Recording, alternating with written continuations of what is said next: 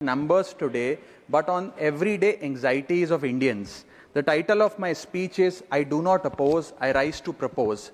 First, I propose joint filing of income tax return. Sir, Bharat का income tax structure individual based income tax वसूलता है, जिसके चलते regardless of your marital status, पति पत्नी अलग अलग इनकम कमाते हैं, इनकम टैक्स भरते हैं और इनकम टैक्स रिटर्न फाइल करते हैं।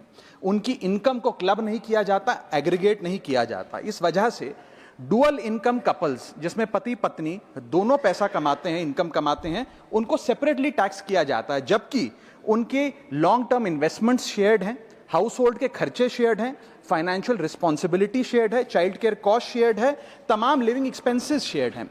दुनिया के कई देशों में सर पति पत्नी को एक इकोनॉमिक यूनिट की तरह रिकॉग्नाइज किया गया और joint filing of income tax का प्रावधान दिया गया। लेकिन भारत में खर्चे स्पाउसेस शेयर करते हैं, लेकिन जब इनकम टैक्स भरने की बात आती है तो इनकम टैक्स डिपार्टमेंट दोनों को स्ट्रेंजर्स करार देता है। मैं आपको उदाहरण के माध्यम से समझाना चाहूंगा। सर समझिए कि दो परिवार हैं, एक ही शहर में रहते हैं, एक ही कंपनी में नौकरी करते हैं। एक परिवार है जो 20 लाख रुपए कमाता है साल का, दूसरा परिवार भी 20 लाख रुपए कमाता है। स्कूल की fees, rent, grocery, medical bill सब समान है, लेकिन इनकम टैक्स अलग अलग। जैसे कि एक पति पत्नी है, राहुल और ऋचा, दोनों काम करते हैं। राहुल साल का 10 लाख कमाता है, ऋचा भी साल का 10 लाख कमाती है। इनकी कुल इनकम 20 लाख रुपए। क्योंकि 12 लाख रुपए तक की रिबेट पर असेसी इनकम टैक्स देता है, तो ना राहुल को इनकम टैक्स भरना पड़ता है क्योंकि उसकी आमदनी भी 12 लाख से कम 10 लाख है, और ना ही ऋचा को इनकम टैक्स भरना पड़ता है क्योंकि उसकी आमदनी भी 12 लाख से कम है, यानी कि हाउस होल्ड का टैक्स जीरो। दूसरा परिवार है नमन और नेहा। नमन साल का 20 लाख रुपए कमाता है और नेहा ने अपनी नौकरी छोड़ दी। वो घर पर बच्चे का ध्यान रखती है, माता पिता की जो बूढ़े हो गए उनका ख्याल रखती है। सर नमन और नेहा की भी फैमिली इनकम 20 लाख है, लेकिन क्योंकि इंडिविजुअल टैक्सेशन है, नमन को 20 लाख के हिसाब से, स्लैब के हिसाब से इनकम टैक्स भरना पड़ता है 1,92,400 रुपए, और वहीं नेहा क्योंकि उसकी इनकम नहीं, उसे टैक्स नहीं भरना पड़ता। यानी कि दो परिवार, सेम इनकम, लेकिन एक परिवार को कोई इनकम टैक्स नहीं भरना और दूसरे परिवार को 1,92,000 का टैक्स भरना पड़ता है। एक ही छत, एक ही किचन, एक ही हाउस होल्ड, एक ही बजट, लेकिन अलग अलग टैक्स। सर मुझे लगता है कि अगर जॉइंट फाइलिंग ऑफ आईटीआर होगा तो इन मैरिटल कपल्स को इनकम टैक्स की जो रिलीफ है वो ज्यादा मिल पाएगा। मैं दूसरा एग्जांपल देता हूं। एक मैरिड कपल है सर, जो दोनों पति पत्नी आईटी प्रोफेशनल्स हैं, नौकरी करते हैं, एक ही घर में रहते हैं, शेयर्ड एक्सपेंसेस हैं। पति 18 लाख रुपए साल का कमाता है, पत्नी 6 लाख रुपए साल का कमाती है, यानी कि कुल इनकम दोनों की 18 जमा 6 24 lakh.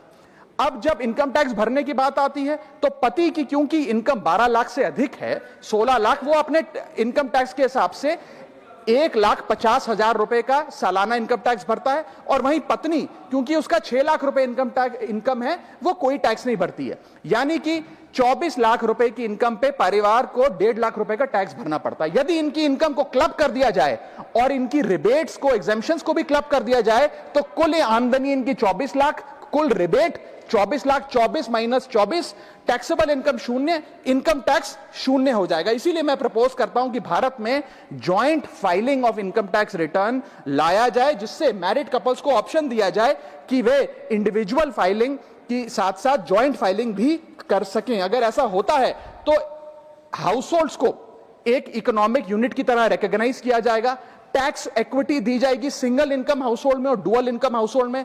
Third, single income earner को अनयूज्ड एग्जेम्पशन अपने स्पाउस की यूज करने का मौका मिलेगा।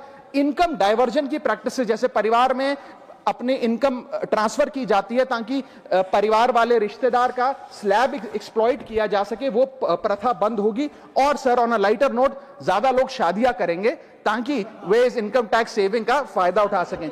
सर इंटरनेशनल कंपैरिजन मैं करना चाहूंगा। यूनाइटेड स्टेट्स, जर्मनी, फ्रांस जैसे देशों में जॉइंट आईटीआर का सिस्टम लागू है। सर हमारा इनकम टैक्स स्ट्रक्चर कंपनियां रिकॉग्नाइज करता है, पार्टनरशिप रिकॉग्नाइज करता है, कॉर्पोरेशन रिकॉग्नाइज करता है, यहां तक कि हिंदू अनडिवाइडेड फैमिली को एज एन एसएससी रिकॉग्नाइज करता है। लेकिन हमारे समाज का मोस्ट फंडामेंटल इकोनॉमिक यूनिट, एक न्यूक्लियर फैमिली, पति पत्नी को as one single economic unit recognise नहीं करता, जो करना चाहिए।